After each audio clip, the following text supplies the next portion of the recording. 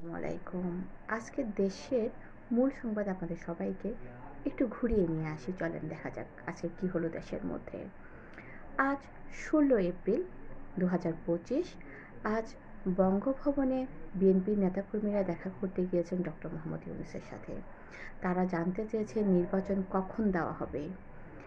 নির্বাচন সম্ভাবনাময় একটা তারিখ দেওয়া হয়েছে, যেটা দেওয়া হয়েছে 26 সালের ডিসেম্বরের দিকে। আইনমন্ত্রীও সেটা বলেছেন, তবে বিএনপির নেতাকর্মীরা একটু অসন্তোষ প্রকাশ করেছেন। ওনারা মনে হয় এই বছরে 25 সালে লাস্টের দিকে ওনারা নির্বাচন চাচ্ছেন।